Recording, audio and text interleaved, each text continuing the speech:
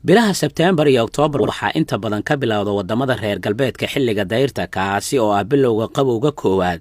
bilaha November iyo Decemberna waxaa si rasmi ah u bilaaban doona xilliga qaboobaha adag. Guryaha, xafiisyada, goobaha ganacsiga, xarumaha dawladda, goobaha dadweynaha sida goobaha laga raaco tareenada ayaa inta badan waxay u baahan doonaan in laga shida qalabka lagu diirsado oo ku shaqeeya gaaska dabiiciga ah. sidoo kale biyaha ayaan la isticmaali karaynin haddii aan la iska kululaynin.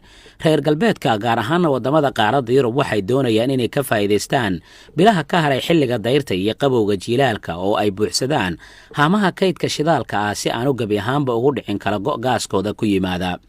maadaama ay doonayaan inay ka maarmaan gaaska dabiiciga ee Ruushka, halis weyn laga yaabay inay ku noqoto wadamada qaaradda Yurub haddii kayd aanay samaysan arrintan. hase yeeshee Ruushka oo fahamsan arrintaasi ayaa toddobaadkii tegay mid ka mid ah dhuumaha galaaska ee qaaradda Yurub keena waxaa la sheegay inuu jaray isagoo qiil kaga dhigaya inay jirtay cillad farsamo oo dayactir lagu sameynaya dhuumahaas.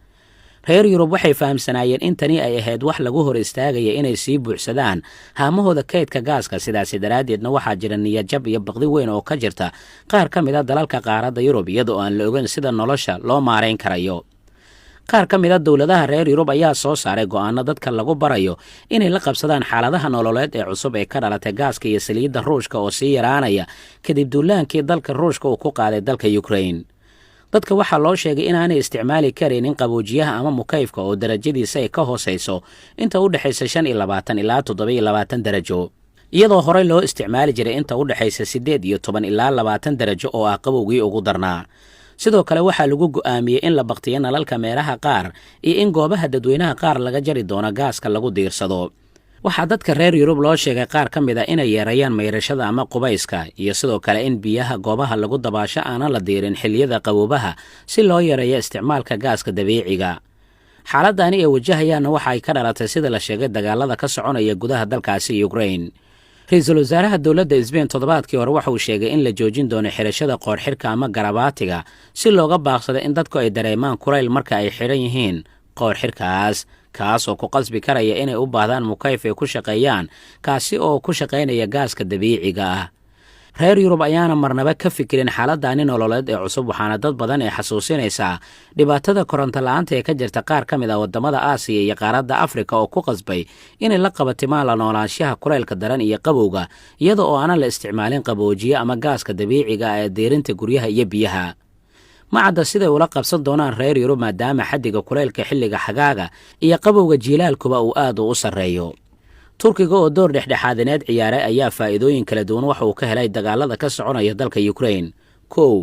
markii dagaalka uu bilowday waxaa 10,000 oo muwaadiniin Turki ah si fudud looga soo daadguriyay dalka Ukraine iyadoo loo diray diyaarado gaar ah. arrintaani ayaa soo gashay kadib markii dawladda Ruushka ay ogolaatay inay siiso marin ay kaga baxaan gudaha dalka Ukraine kuna yimaadaan Ruushka, halkaasina laga soo daabulay. tan labaad, turkiga wuxuu si joogto ah dalkaas Ruushka kaga helaa gaaska dabiiciga iyo qaar ka mid ah cunnada sida saliidda cunnada lagu karsado iyada oo wax kala go'a uusan ku imaanin. tan ayaa dadka ku nool waddanka Turkiga u ogolaatay inaanay ka walaacin xilliga kulaylka iyo qaboobaha labaduba. inkastoo uu jiro sicir barar muddo soo jiitamaya, haddana ma jira saameyn gaar ah oo ka dhalatay siyaasadda Turkiga ee ku aadan dagaalka soconaya. waana midda keentay in qaar ka mid ah dalalka reer Yurub hadda ay muwaadiniintooda gaar ahaan dadka da'da ah ay ugu baaqaan in xilliyada qabowga daran ay aadaan dalka Turkiga iyo meelaha kale ee gaaska dabiiciga laga heli karayo. arrinta saddexaad, turkiga wuxuu diyaaradaha aan cidi wadin ee droniska loo yaqaano uu ka iibiyo dalka Ukraine, kuwaasoo ciidanka Ukraine uga faa'iideysteen difaaca hawada iyo fashilinta weerarada qaar oo Ruushka uu doonayo inuu ka fuliyo dhanka dhulka. iibka diyaaradahan ayaa dakhli uu kaga soo xarooday xukuumadda Turkiga. waxaa sidoo kale reer Ukraine ay ugu muujinaysaa dareen ah in ganacsiga difaaca ka dhexeeya aanu wax saameyn ku yeelan xiriirka ay la lahaayeen xukuumadda Kremlinka. sidoo kale turkiga wuxuu gargaar bini'aadanimo u diray dalka Ukraine. waxaa sidoo kale uu qaabilay qaxooti badan oo reer Ukraine kuwaas oo u soo cararay Turkiga.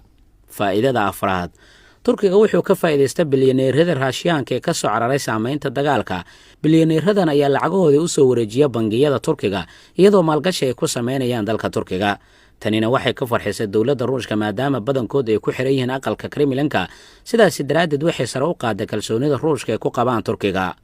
waxay sidoo kale Turkiga ay heleen balaayiin dollar oo salka ay ugu dhigi karaan lacagta liirada ee Turkiga oo tan iyo sanadkii 2021 qiimaheeda hoos u dhacay. faa'iidada shanaad, turkiga wuxuu noqday dowladda qura ee labada dhinac ee dagaalamaya si isku mid ah ugu wada qanacsan yihiin. waxay dowladda turkiga martigelisay shirar dhowr ah oo lagu dhexdhexaadinaya labada dhinac, waxaana jiray kulamo badan oo madaxda turkiga ay ku jiraan sida madaxweynaha dowladda turkiga Rajab Tayyip Erdogan ay la yeesheen madaxda Ruushka iyo Ukraine.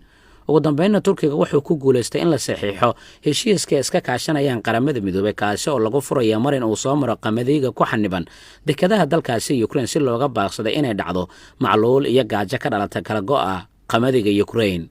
heshiiskaasi wuxuu horseeday in magaalada Istanbul toddobaadkan laga furo xarun qaabilsan isku dubaridka kaas oo sida la sheegay ku wada shaqaynayaan saraakiisha difaaca ee dowladda turkiga, Ukraine iyo Ruushka iyo saraakiil matalaysa qaramada midoobay.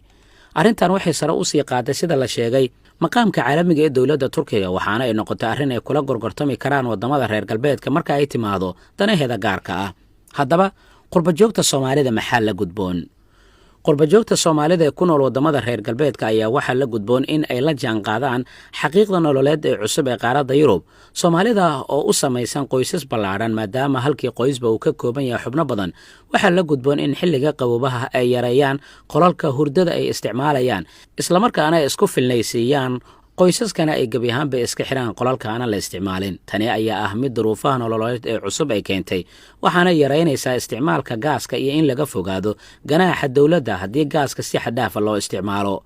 Soomaalida waxaa sidoo kale la gudboon inay u diyaargaroobaan biilasha adag ee gaaska dabiiciga ah maadaama la filayo in qiimaha gaaska dabiiciga ah uu 3 laab uu kordhi doono. sidaas daraaddeed waxaa habboon miisaaniyad gaar ahaaneed inay u qoondeeyaan si ay uga badbaadaan in laga goosto gaaska ka hor dhammaadka xilliga qaboobaha ama lagu soo rogo ganaax lacageed. haddii ay suuragal tahayna waxaa wanaagsan inay qurbajoogta Soomaalida ay xilliga qaboobaha u safraan meelaha aanay ka jirin qabowga oo ay si fudud ugu noolaan karayaan iyada oo aanan la isticmaalin wax gaas ah. warbixintani waxaa qoray Dr. Xuseen Yaasiin Xasan, waxaana filayaa in ay tahay waana Soomaalida ku filan.